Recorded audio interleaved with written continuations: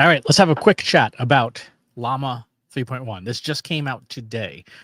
For those who are unfamiliar, Llama 3.1 is the latest version of Meta's open weights model. If you're unfamiliar, there are two types of generative AI models, right? There's closed and open. Closed is when a service like ChatGPT runs it. You don't have access to the underlying model, the thing that makes it go, the engine, if you will. Open is a tool like Llama where you can download the engine for yourself.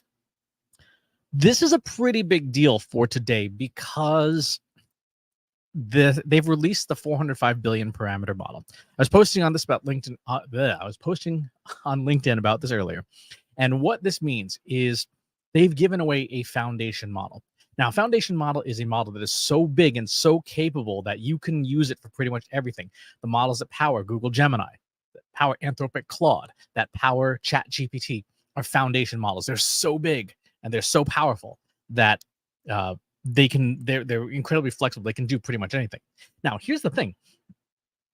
Up until now, open models we've not had an open foundation model for a couple reasons. One, they're really powerful and extremely expensive to create. Two, they're really expensive to run because you need hardware that can handle it. When we talk about models, there's two components that are important. One is tokens, which is how many tokens a model was trained on. That's the number of word pieces that a model was trained on. More is better, right? The more language it sees, the better it can create statistical understanding. Two is parameters, which is the billion in Llama 3. You see 8 billion, 70 billion, 405 billion. These are the statistical associations of the knowledge in the model. Think of it like the index in an encyclopedia. The bigger the index, the easier it is to find the knowledge, right? And the more likely there's going to be more knowledge in there because the index is super thorough. When it comes to running these models, it's about 1.5 gigabytes of RAM, GPU RAM, per billion parameters. So what does that mean?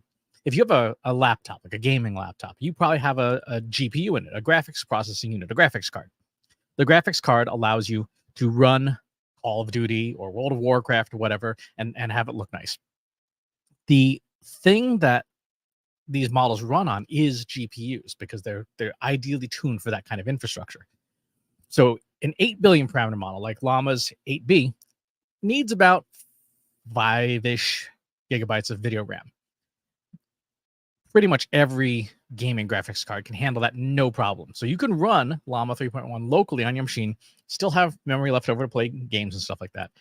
70 billion parameter model, you're talking about 40 gigabytes of RAM. So high-end MacBooks can run that. 405 billion parameters, you're talking about like 250, 300 gigabytes of RAM.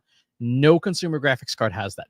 NVIDIA, for example, has that with their H200s. You need like 3 of them chained together, and they're about $40,000 a piece. So what is this thing?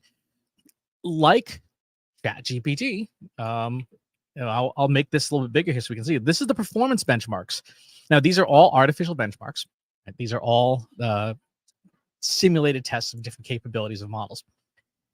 The dark blue indicates the winner for a particular test. And we have tests in general, coding, math, reasoning and logic, tool use, long context, like finding stuff, and multiple languages. The winner in the closed models is Claude 3.5 Sonnet on the right-hand side. You can see that. GPT-4 Omni, which is the one that powers today's ChatGPT, is second from the right. It's still winning in a few categories. Look how many an open weights model, Llama 3.1, the 405 billion parameter, look how many categories it wins. That is shocking. That is stunning. And the reason it's stunning is because, again, this is something that if you had the hardware, you could run yourself. And that's the critical part, is that this is a model that you can download and run yourself if you have the hardware. Or you can run it on like AWS or in the NVIDIA platform, IBM Watson X. IBM Watson X will be supporting it very shortly, and I'll do a post about that because I think that's one of the better platforms to use for these kinds of things. But imagine having a version of ChatGPT that was incredibly capable but it was hosted at your company's server room. Right? So no data ever leaves your facility. Totally secure. Your IT department has that server under lock and key. They can control what happens. No data sent back to Meta. No data sent anywhere else. It is just protected. That's what an open weights model does. Now, up until this point, we have had these models, these open weights models that were pretty good, right? Llama 27B and Mistral and stuff, but they weren't as good as the closed weights models. They weren't as good as the big players, right? Now, if you've got the hardware, you have a model that is open that you can run. It's yours, and you can run on your hardware, and it is competitive or best in class at some tasks. So if you work with protected healthcare information, if you work with national defense secrets, if you work with anything that needs to be secret, that needs to be protected, this is now an option running on your infrastructure with no one looking over their shoulders, no one looking at your data, no one reviewing it. It's incredible. The cost of this is zero, right? The model itself costs nothing. Meta's just giving it away.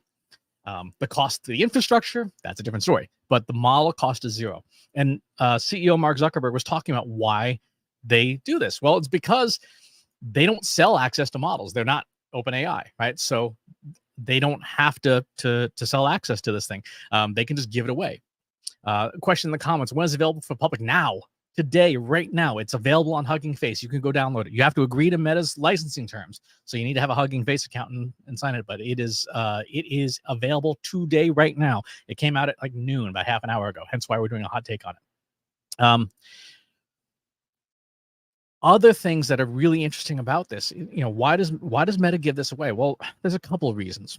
One, this saves them a huge amount of money because there's all this huge open source ecosystem around their models that are writing hundreds of thousands of developers writing code and writing infrastructure around these things, finding new ways to tune them. For example, in the paper here was talking about how it was trained with direct preference optimization. Here, that has been superseded since they probably started training this thing with what's called self-play preference optimization, SPPO. That would not have happened if there weren't open models. But there are open models, so a bunch of third-party developers like, hey, let's see if we can make this thing do even better. And so they benefit. Basically, Meta turned the entire planet into their free R&D department. Why not, right?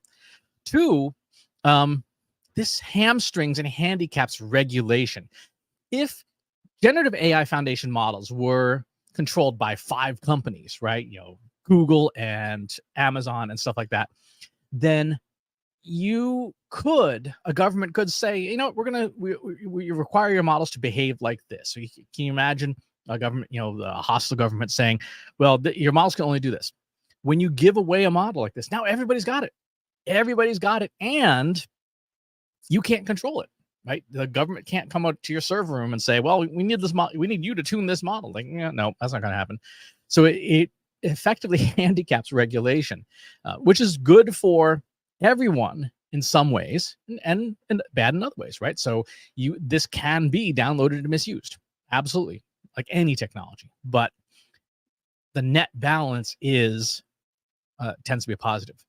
There's one other big thing about this family of models that is absolutely incredible that shocked me when I saw it.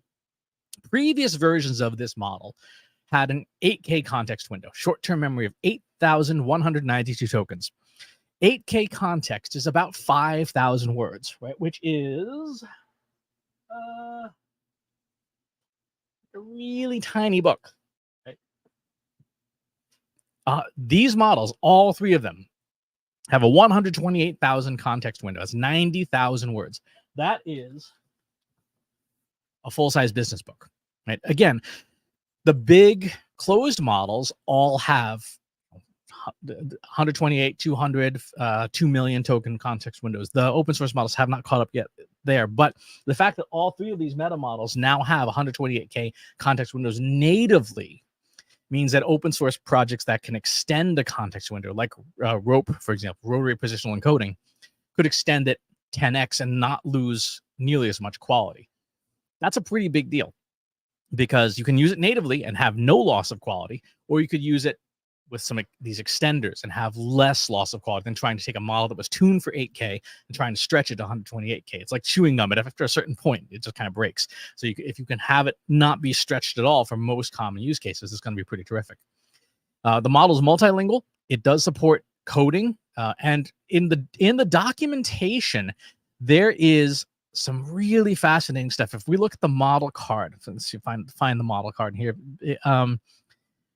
There's some big changes as to what's happening under the hood in the model card. Let's see. Get started with Llama. Let's see. Go to Documentation Hub. Here we go. So if we look at the Llama 3 model card, the original Llama 3, you have some special tokens to set up your prompts, and then you prompt and you have the instruct. In Llama 3.1, they've got those same special tokens, but there's now extra tokens. There is some additional header tokens. There's a now tool calling, a Python tag tool calling.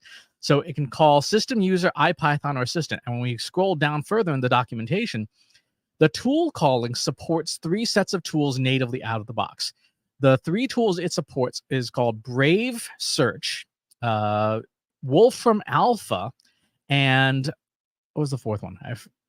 The 3rd one, I forget. So web search. So it knows how to natively call web search from within its model architecture, right? So there's tags set up for that. It knows how to call Wolfram Alpha, code interpreter, so it can run Python notebooks. This is very similar to the way that ChatGPT does it. It invokes its code interpreter and so on and so forth. Again, this is nutty that this is in an open weights model. Right? They just gave away this capability, because this capability is what sets apart a lot of the big foundation models that are closed, because they can do tool usage. Now you have this in an open model. They do warn that the 8 billion parameter model is kind of dumb at tools. You need to use 70 billion for good balanced use, or the 4 or 5 billion for really proficient use of tools. The 8 billion is just too small of a model to do that. But again, the fact that it does this natively is crazy. So the question, what are the potential of applications? Anywhere that you would use a closed model, you can use an open model now. That's the huge implication, the applications. So all the major tasks: summarization, extraction, rewriting, classification of text, coding, generation of all sorts of different types of content, question answering and synthesis, all of that is fair game with the same level of equality as the big paid tools now. That's the important part. Is not that these capabilities don't exist. They do. They exist in other people's tools that you don't have access to under the hood. Right? You can't open up a server and say, I want to tune this model. I want to add a low ranking adapter extension to it. Now with these, you can do that. So you can customize this stuff. So this is available today. Full disclosure, I am not paid by Meta to say any of this. This is just such an incredible advancement for generative AI as a field, as an industry, as a profession, that I wanted to talk about it. 128K context window, foundation class, open weights model, available to everyone if you can afford to run it. Run it inside your protected environments. And again, there's like 15 providers that support it, or run it on your own hardware.